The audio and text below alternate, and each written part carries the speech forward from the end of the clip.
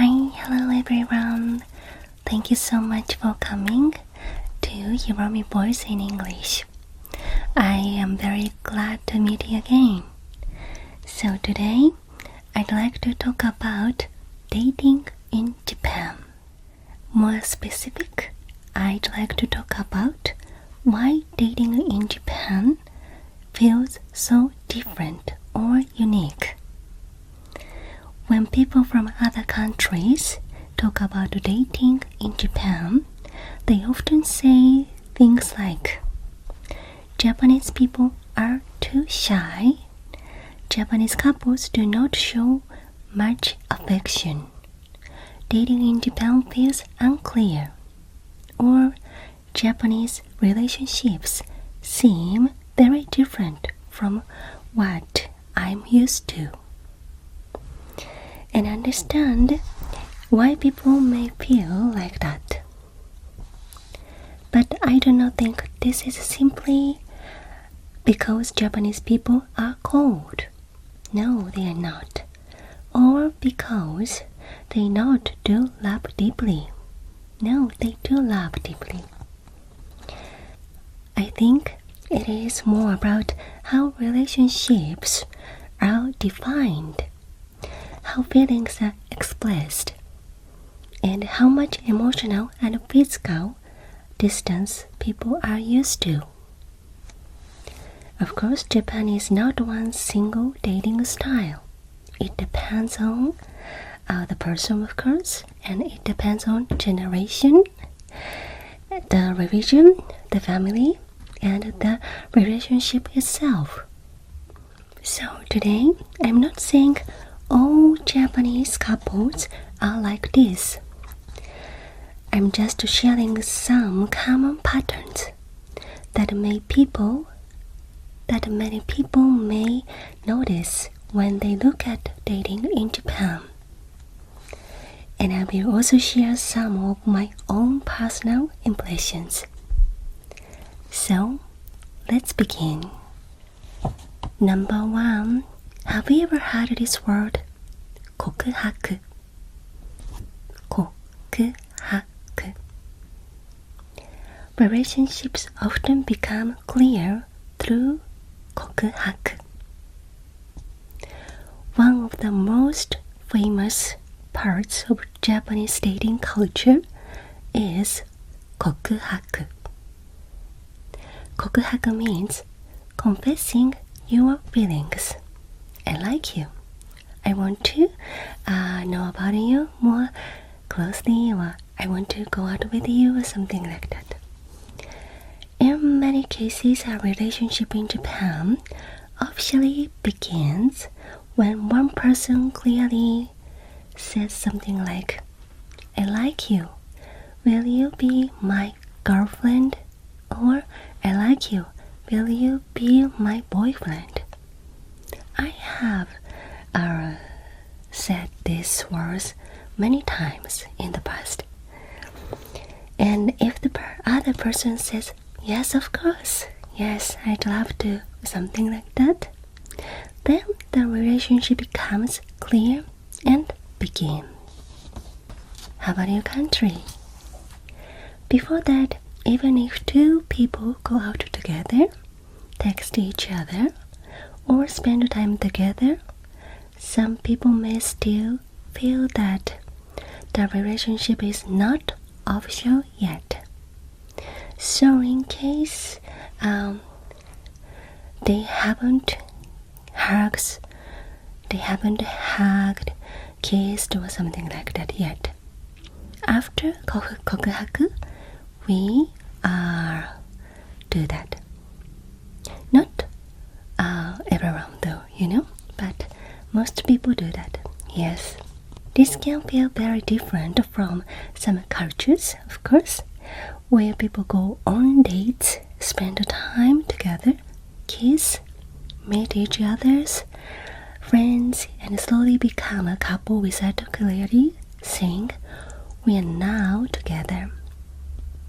In Japan, many people still like to have a clear starting point.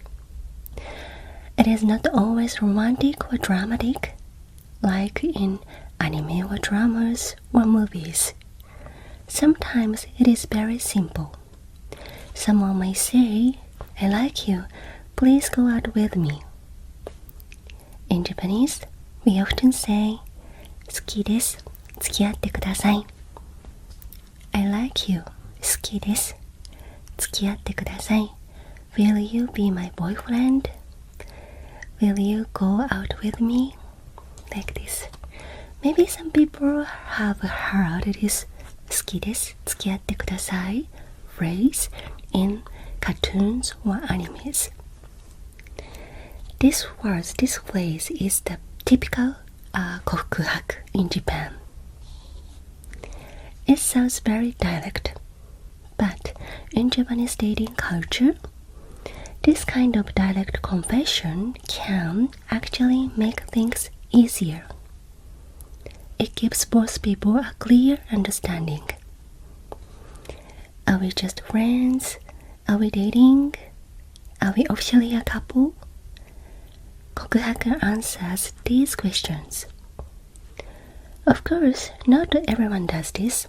Some adults' relationship begin more naturally. No 告白 is also exist. But still, the idea of making a relationship clear is very, very familiar in Japan. And interestingly, this also connects to breaking up. We do 告白 like it's not different from a kind of 告白. We don't have the words about breaking up confession, but we do say directly we need to break up. I want to break up with you. I'm sorry, like that. Yes. Of course, ghosts exist in Japan too. You know what I mean? Some people disappear, just disappear. Some people stop replying. That happens.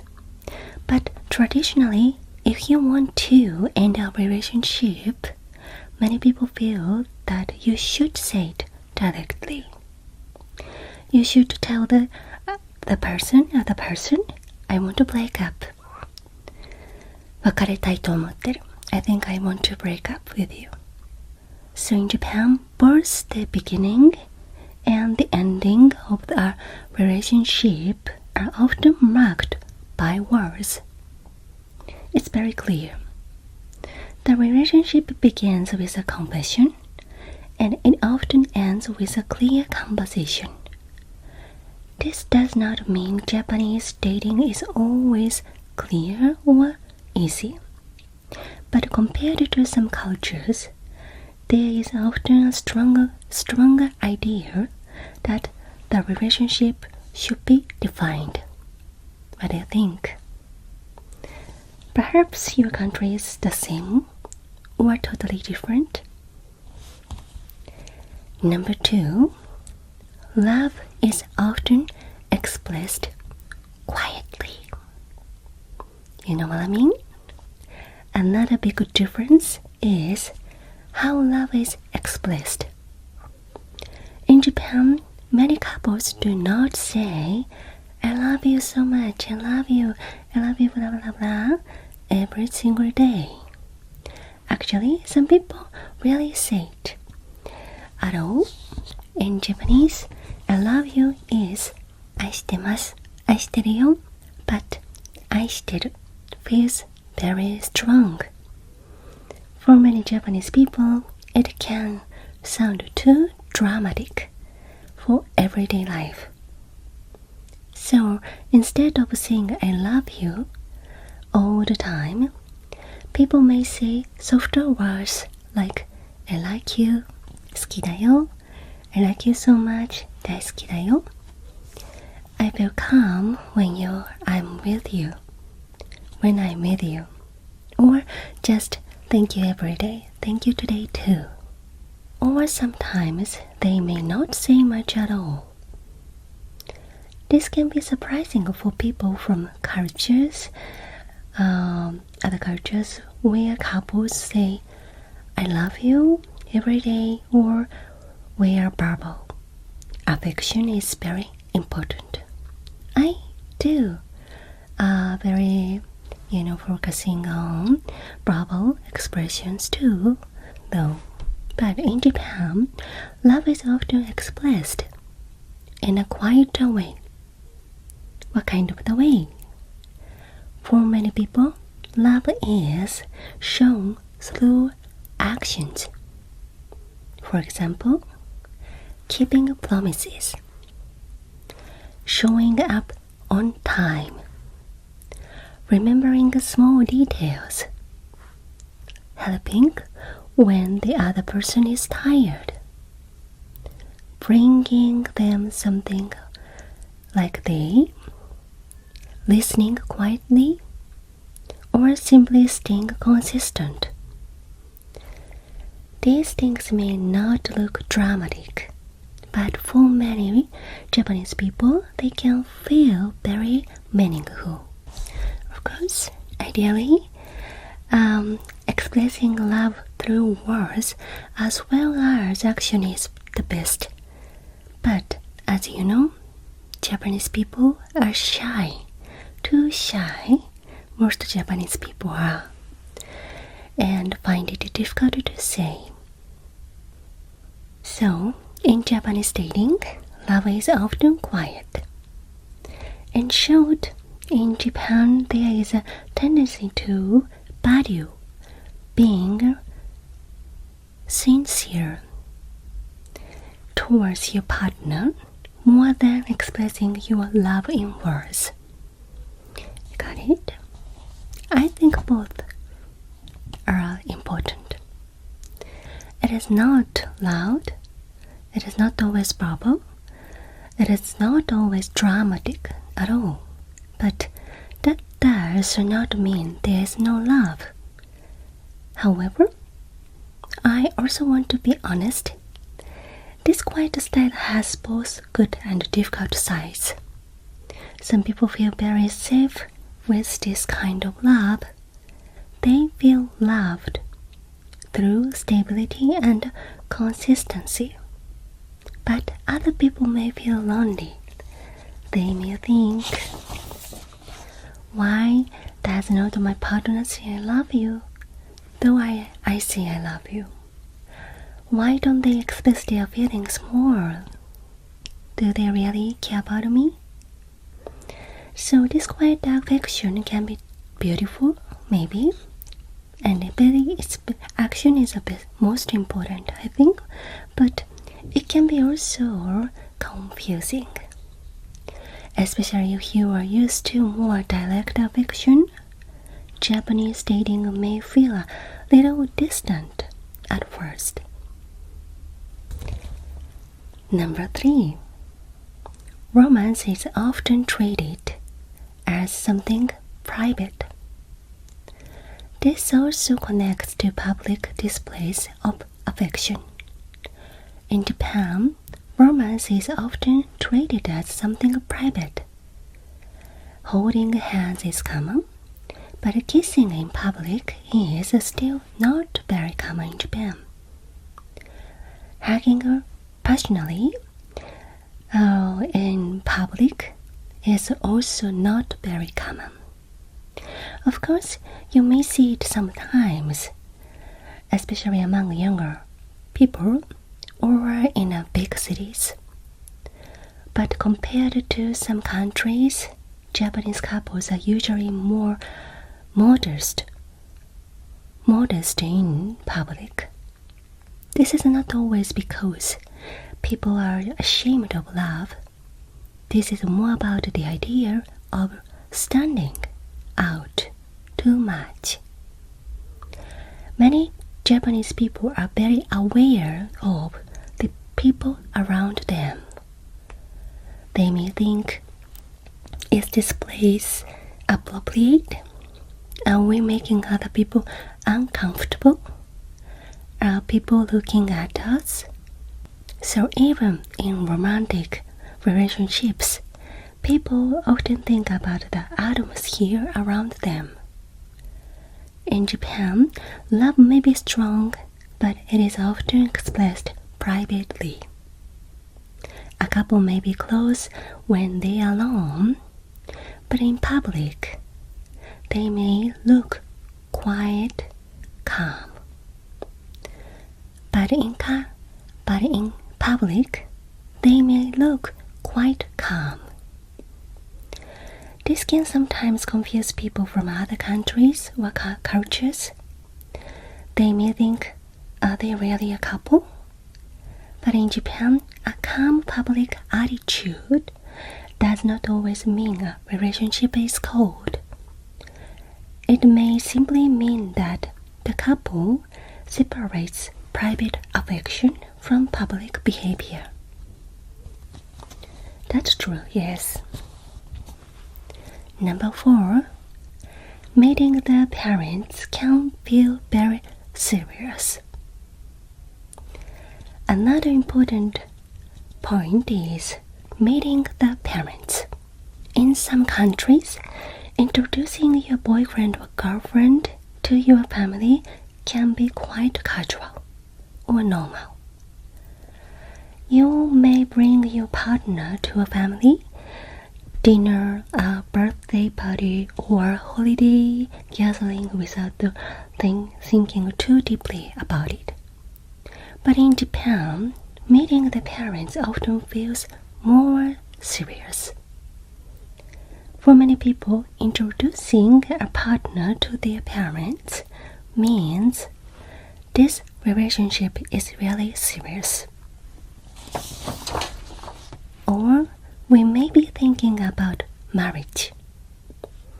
Of course, it depends on the family. Some families are very relaxed. Some people introduce their parents early. Some parents are friendly and casual. But in general, many Japanese people do not introduce every boyfriend or girlfriend to their parents. Especially as adults, meeting the parents can feel like one step closer to marriage.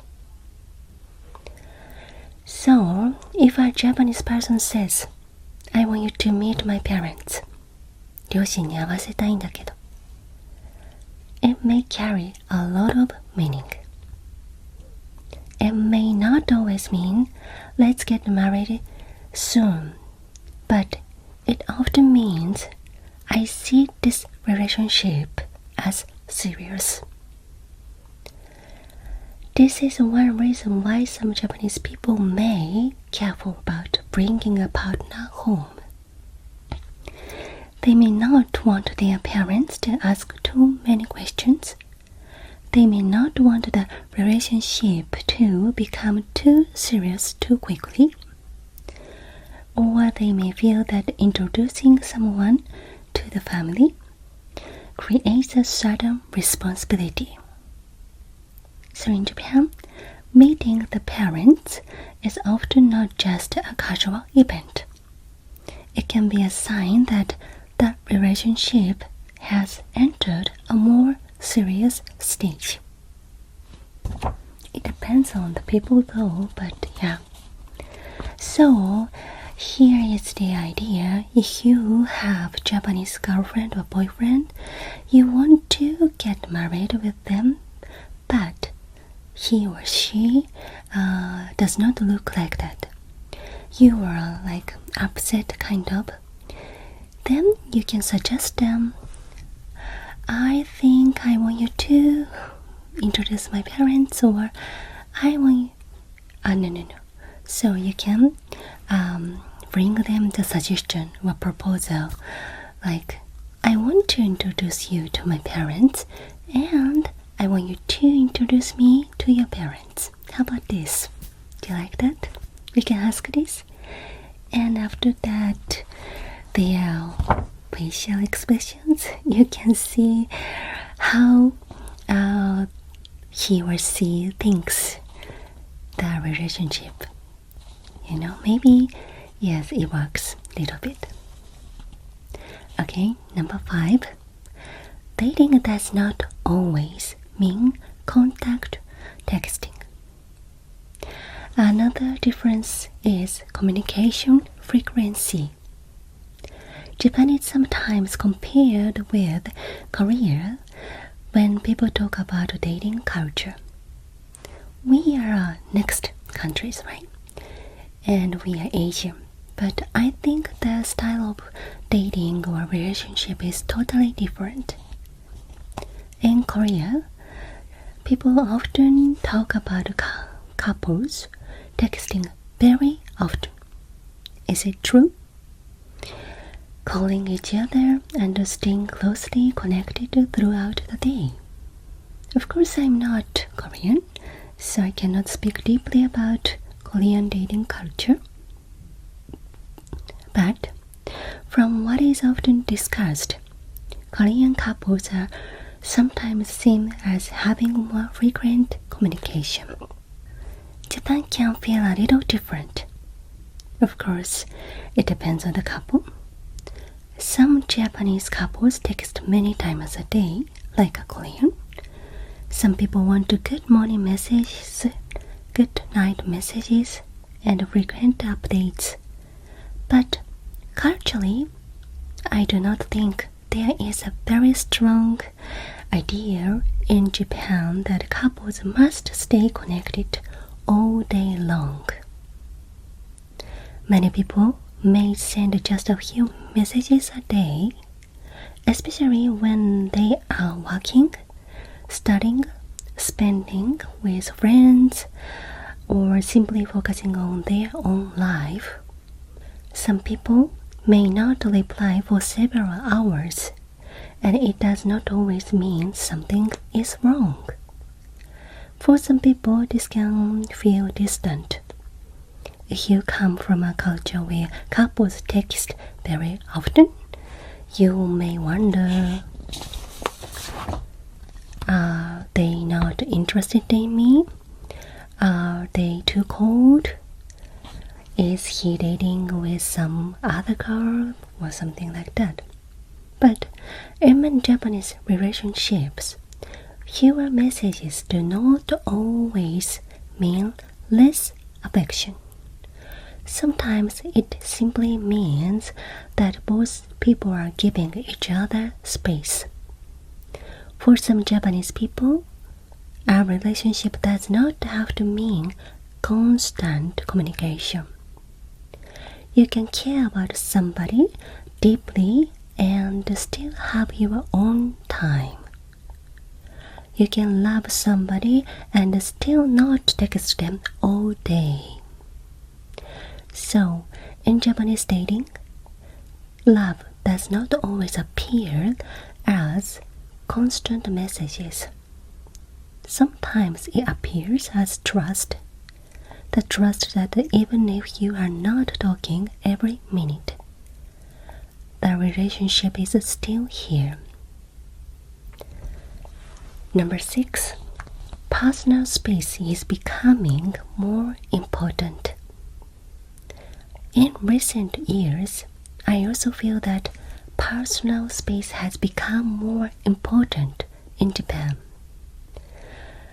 Many people value their private time, work, hobbies, friendships, family, rest, and personal routines are all important. So dating does not always mean spending all your free time together.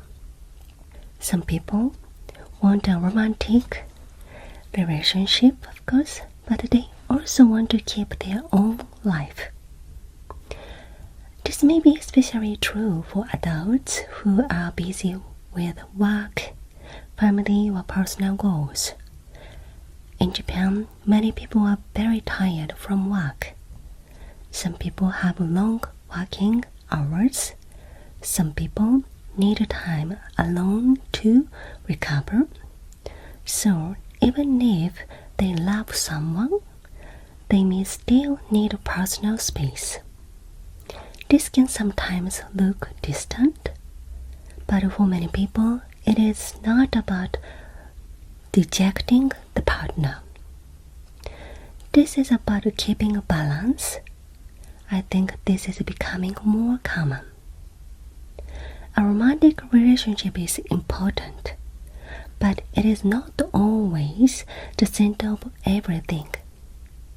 Some people want to love, but they also want independence. They want to be close, but not completely lose themselves in the relationship. So Japanese dating can sometimes have a calmer distance. Not because people are less serious, but because respecting each other's time and space can also be part of the partnership. Number 7. Reading the ear affects dating too. Do you remember when I mentioned to unknown Japanese people like that? I told you that we do reading the ear. This means reading the room, like reading the atmosphere. This affects the dating too.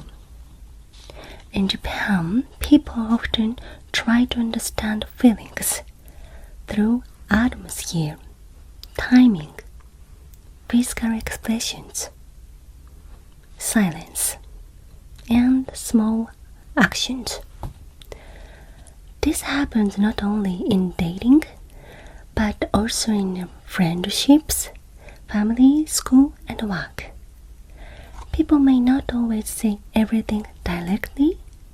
Instead, they may expect others to notice. And this affects romantic relationships too. In dating, some people may not say their feelings very clearly. For example, instead of saying, "I feel lonely," "I want more affection," I'm happy, I'm not happy about this," "I need you to change this," "I want to talk with you about this, we need to fix it." Some people may keep those things inside for a while. It's not good. It's gonna be a problem, right? Or fight. They may hope the other person notice this. They may think, if they really care about me, really care about me, they should notice. Oh my god, that is tough one, so bad. Right? Or someone may think that I do not want to make the atmosphere heavy. But you don't talk about after that things is gonna be more heavy, right? Heavy, yeah. I'm sorry, I told you maybe heavily. I wanted you to say heavy. Because of this, not everyone in Japan is used to very direct emotional compositions. I do not mean that Japanese people cannot talk. Of course they can talk. But I think many people are not used to building a relationship by saying their feelings very directly or clearly again and again. Most people don't have the experience, and they don't are told how to do that by anyone. In some cultures, saying exactly what you feel may be considered healthy communication. I think so too. But in Japan, some people may feel that this is too direct, too strong, or too confrontational. So instead, they may use softer expressions. They may wait, they may become quiet, they may show their feelings indirectly, and the other person is expected to know this. This can sometimes feel gentle and considerate. It can avoid unnecessary conflict, but it can also make dating difficult. If both people are waiting for the other person to understand without saying anything, small problems can slowly become bigger. It happens a lot. Even after marriage, I heard a lot of cases about this. By the way, personally, I am a little different from this image. I tend to express my feelings quite directly. If I do love someone, I want to show it. And if there is a problem in the relationship, I prefer to talk about it clearly. Of course, I do not kiss in public or show very strong physical affection in front of the other person in public. This part of me is probably quite Japanese. But when it comes to words and emotional compositions, I am quite direct. Maybe too direct sometimes. Because of this, people have sometimes told me, "You are not very Japanese. Where are you from?" And honestly, I understand what they mean. In Japan, someone like me may still be a minority. A person who says clearly, "I feel this way, I do not like this, I need this, I love you, let's talk about this to improve our relationship," may not fit the traditional image of Japanese communication. But at the same time, I feel that this is slowly changing. More people, especially women, are working, building careers, and gaining experience in society where they need to express opinions, negotiate, and communicate clearly. In the workplace, you may need to explain your ideas and listen to others' opinions. And sometimes you need to receive their feelings and give your feelings and build the, business, right? So I think some people are bringing that communication style into romantic relationships too. They may be more willing to say, "This is what I feel, this is what I need, this is not okay for me, what I want." Of course, this is just my opinion and my impression. 私の見解ですが、I do not have data for this, and it really depends on the person. But I feel that Japanese dating culture is not fixed. It is slowly changing with society. There are still many indirect communication styles. There is still a strong culture of reading the air. But I think more people are also learning the importance of talking directly, especially in close relationships. Many times, again and again. And personally, I think that is a good thing. Because love is not only about understanding without words.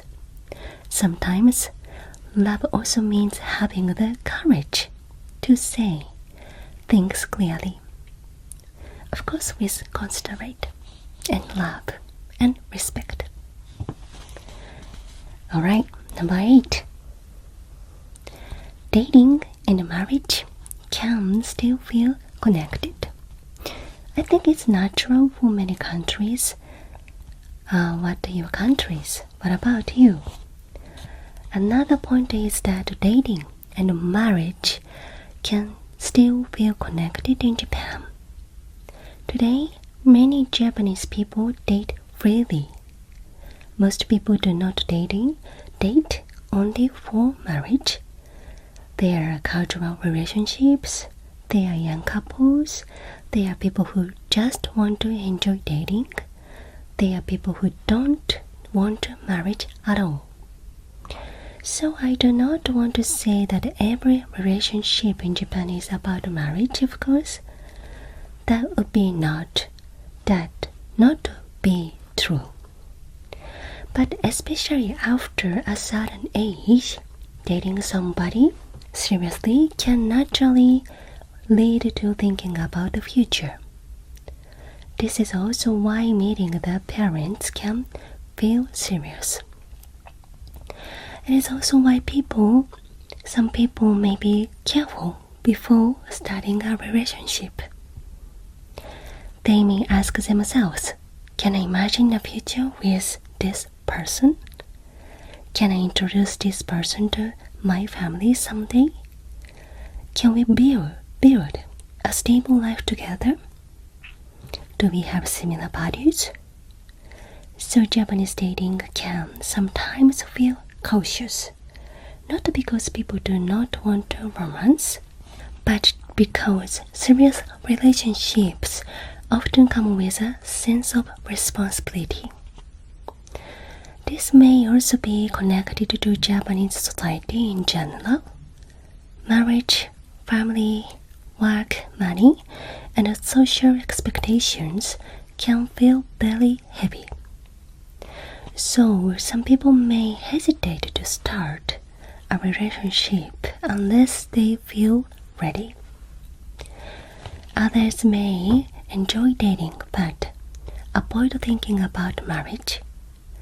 And some people may move away from dating completely.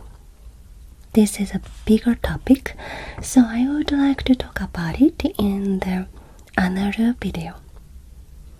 But for today, I just want to say that in Japan, dating is often not only about romance.